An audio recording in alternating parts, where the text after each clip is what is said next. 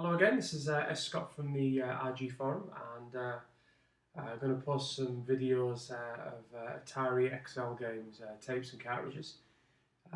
Probably like most people the last week and a half, I've just been watching the Olympics. I got completely into it.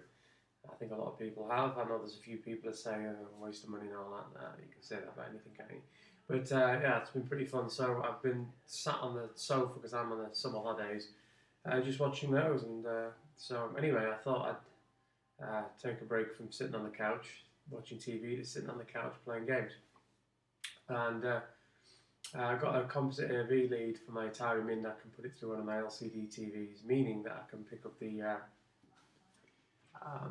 picture a bit better than a CRT TV. Unfortunately, I'm taking all of my video with that.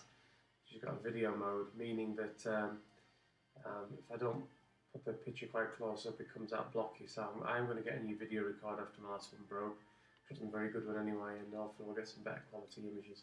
This video intro here has been doing on my Mac. So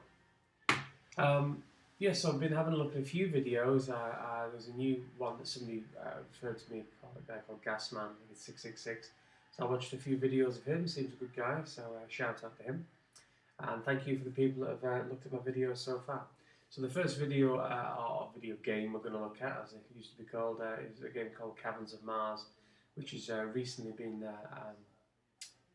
updated by Jeff Minter, called Caverns of Minos. It's an iOS game, so and a very good one as well. So particularly if you've got an iPad, I'd have a look at that on the App Store. But yes, it's been a week and a half, and usually I leave 3 or 4 months between videos, meaning that people don't bother with me, I don't think. But thank you again for those people that watched, and so a few videos of some of my favourite Atari XL games and why I like them coming up, so thanks for watching. Okay, this is S. Scott again from the Retro Game Forum, and today I'm going to have a look at a few Atari XL games, tapes, carts, things like that. The tapes I'll have to cut for because they're going to take a while to load. So this is my XL, and the cart's in there, cart slots at the top, and at the very back there is a working, and all those messy wires, a 1010 data recorder, which thus far seems to work on virtually all the tapes. I tend to try and collect carts where I can because the 1010 data recorder has a very low load rate, baud rate, or whatever they call it, meaning that games can take upwards of 20 minutes to load. Compared to the Commodore 64, you can see there the tape times generally seem to be a bit quicker. So I'm going to have a run through this. This was a game I had very early in the Atari's life. You can see, if I just put it on my little hastily assembled stand of DVDs, came out in 1981, which the Atari came out much earlier than the Spectrum and Commodore, and maybe unfairly compared. Some people really like the Atari hardware, but the technology really was back from about 79. The whole Atari 800 range and 400 range of computers, which went into later console and various other things, was a technology that predated Commodore and the Spectrum. So compare them like for like, maybe not entirely fair, but I still think a lot of the games hold up well. These games can be a little blocky, but whenever any retro gamers ever cared about the graphics, but the scrolling is very good, and well, click the start button and have a look. So as I said in my opening video, the just trying to describe, the game has been updated or homage to by Jeff Minter, who made Camels of Mars and Hoverbob and hundreds of others, and it's available on iOS. So it's a strange game in that you actually shoot the fuel. I don't know why shooting fuel will give you, but at the bottom of the screen there is a fuel gauge which goes down at a furious rate, and if you don't top it very quickly, you run out of lives. So can't remember what settings on this. I don't think it's on the easiest setting. So you've got through the first caverns, and then you face off with this sort of onslaught. Ugh, rats. I may have put it on a harder setting than I intended to for the video, but I'll stick with it. So the aim of the game is to get to the bottom of the screen and set off a bomb. And on easier settings, you do know you get larger bullets and things don't fly quite so fast as they are doing here.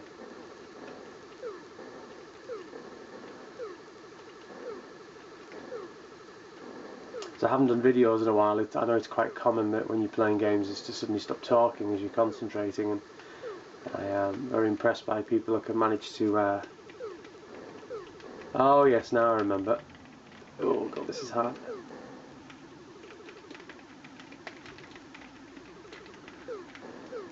I'm definitely on a harder setting. Oh, I knew this was too good to be true. Well, you're about to see me die many times. That is incredibly hard. I think you get the idea of the feeling of the game. If you do get to the end, you will face a... that's way too hard. You will face a bomb to detonate and then you get out. So, yet again, because this is on cart, it's incredibly easy to load, but carts aren't too common, unfortunately, on eBay, and tend to go for 10, 15, 20 pounds even for a standard cart. So they're certainly worth looking at if you do have an Atari. It's certainly worth checking out the games. So what we're going to have a look at next, if we can do a straight swap on this, is this cart here, which is Miner 2049 or something like that. 20? Yeah, something like that. And it's the prequel to, or the original game to Bounty Boss Strikes Back, one of my favourite of all time. Now, very occasionally when you're putting carts in, you get nothing happening. Not quite as bad as the Nintendo, but are we up? Are we good? I think so. Try and get the screen glare off the screen if I can there. Anyway, so this is a character starring a guy called Bounty Bob, and you have to cover every section of the screen in order to pass. So pressing the fire button jumps, and the aim is to cover everything of the screen. Now you have these radioactive elements here which turn your little characters into smiley ones, meaning you can then run over them.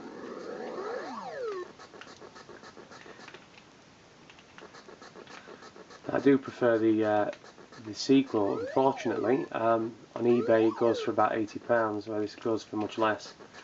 So this only has 10 levels as opposed to the 25 on the sequel. And in the Atari you tend to hear the same sound effects on many games. The same ones are prevalent. I want to get that. There we go, first level done. That was hard.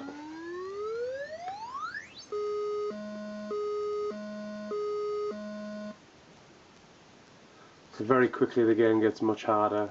You've got these slide elements here. You don't really want to go down yet.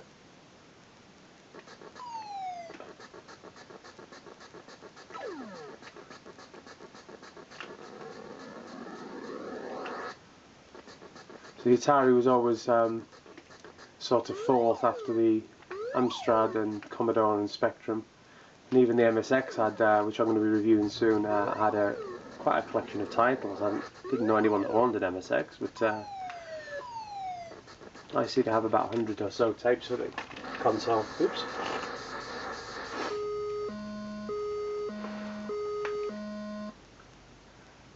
I've just sadly realised that you don't keep your progress.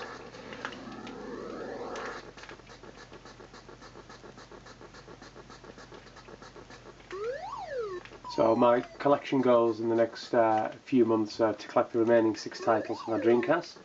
If anyone's willing to sell them for about a penny each, I'm kidding. They are, amongst others, Moho being the one that is going for quite a lot of money. I didn't know it was going to be expensive, but it is. Taxi Leger, the French PAL game, is another one that I want. Trying to think what else there is out there. There's about another 4. There's not as rare as those 2, or as expensive anyway. And then once I've done that, collect a few Atari carts, and then I don't think I'm going to go for any major collections. Just try and enjoy for what I've got. Right. So anyway, that's a look at my 2049er on the XL. So that's two of the carts. You may be now put off forever from the Atari. You may think it looks sort of interesting, but yeah, carts are definitely a good way to go if you are not into doing extremely long load times. Now, because the next game will require 15 minutes of loading, I'm not just going to pause the screen and let people stare at that. The next game I'm going to look at is on the tape cassette called Jet Boot Jack. So I'll take a break and I'll come back. Thank you.